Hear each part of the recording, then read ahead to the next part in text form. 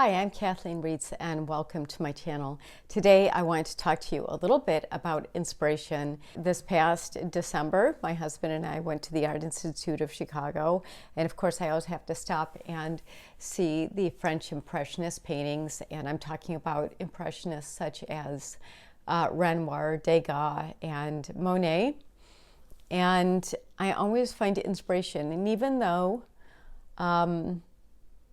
I didn't come home and paint right away, I would say that the inspiration seeps into my subconscious and always leaves some sort of impression on the work that I do. This time I would say my inspiration probably revealed itself in creating a little bit more looser work. This painting was mostly made with a paintbrush, which for me, if you've seen my other videos, you know is kind of unusual.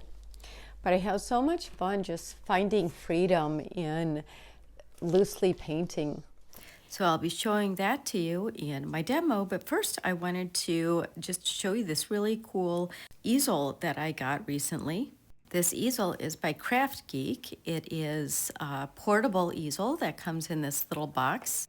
It's small enough that I can keep it tucked away in a closet until I'm ready to use it. So easy to put together. Craft Geek easel stands are available on Blick's online and offline stores as one of the oldest and largest art material suppliers in the United States. You can experience its portability and innovation in the local store, which will definitely amaze you. And here's a little demo on how easy it is to take it out of the box, unfold it, and put it together, and then use it to paint. The lengths of the legs extend so that I can use the easel in a position where I can either sit at the easel and paint, or I can extend the legs fully if I feel like standing at the easel to paint. And I truly enjoyed partnering with Craft Geek. They gave me the links to share with you, plus a coupon code so you can save 15%. I will put the links and also the coupon code with my discount in the description box of this video. Now let's move on to the demo. I've started by mixing a neutral color for my background, and I'm using my gloved hand just to work the paint into my canvas. And for this initial background color, I do like to oftentimes mix a little bit of matte medium or gel medium with my paint just to extend it a little bit. And now I'm going to start mapping out my greenery. And for this, I'm using a number 12 filbert brush.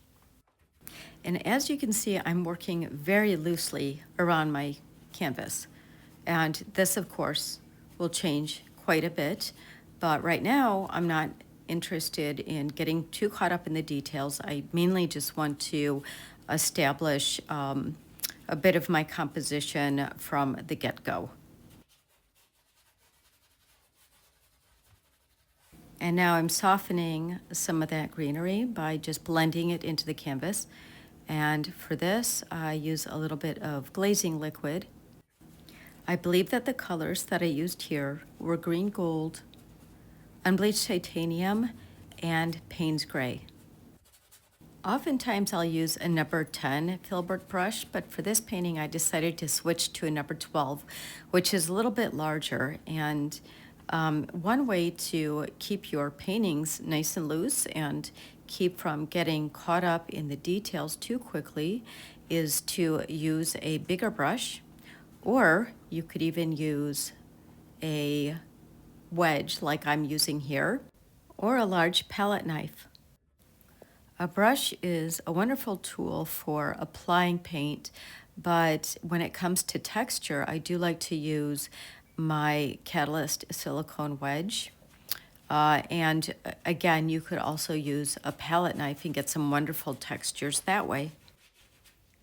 So here again, I've switched back to my brush. And I'm using a glaze of a lighter color in order to soften the greenery and blend it into the background.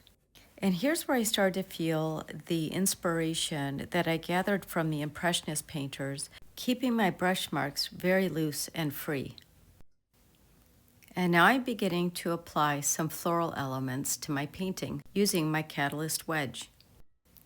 For this, I'm using a mix of quinacridone magenta and Payne's gray.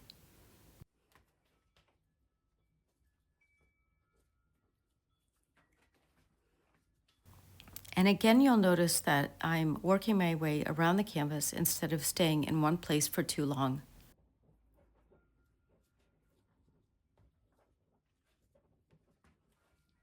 Layering this lighter purple on top of the deep purple color gives my painting a feeling of depth already. And here I am applying wet paint over wet paint instead of allowing my layers to dry in between.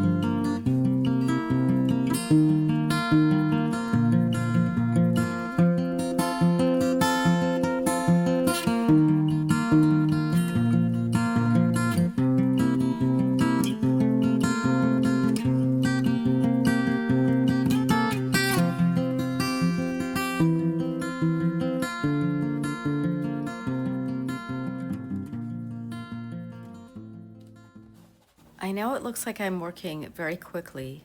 I haven't sped up the film at all.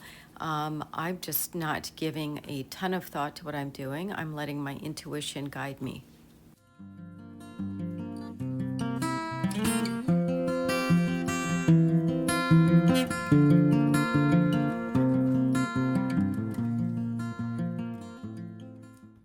If you're enjoying this video, please consider subscribing to my channel.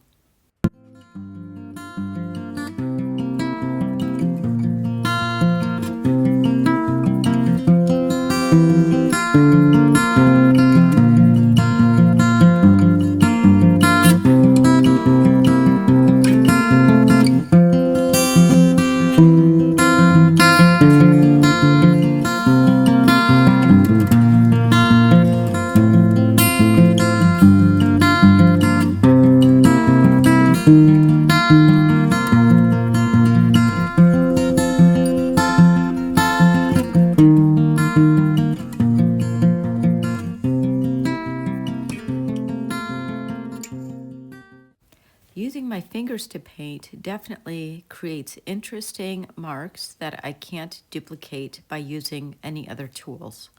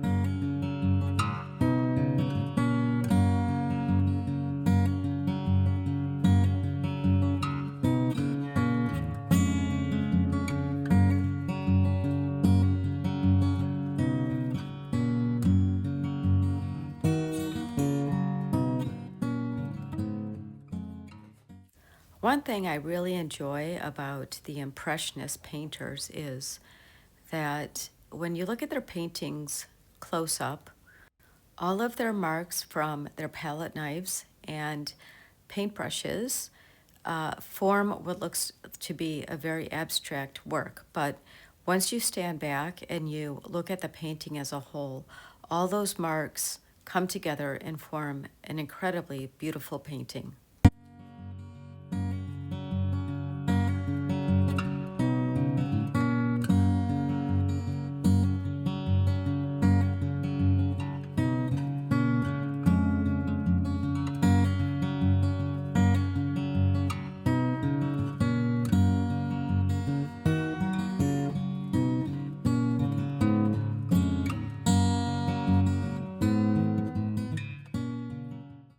Now I've switched to a sumi brush, which is a calligraphy brush.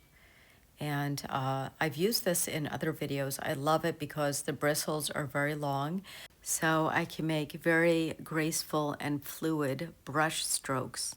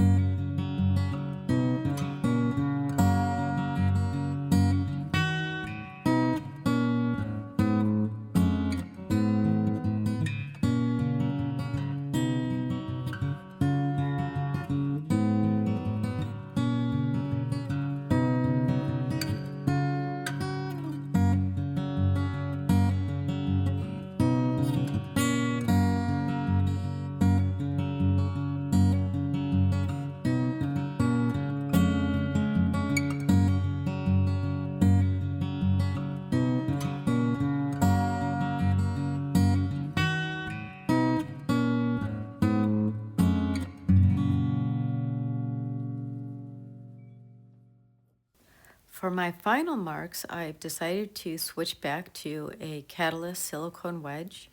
I used a mix of opera pink and quinacridone magenta to get those very saturated pink colors that you see in my painting.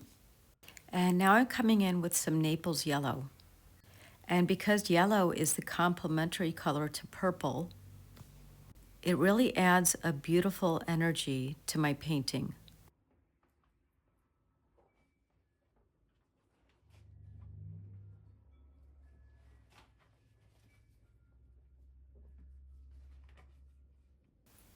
And here is my finished painting inspired by my recent trip to the Art Institute and the Impressionist painters that I love so much.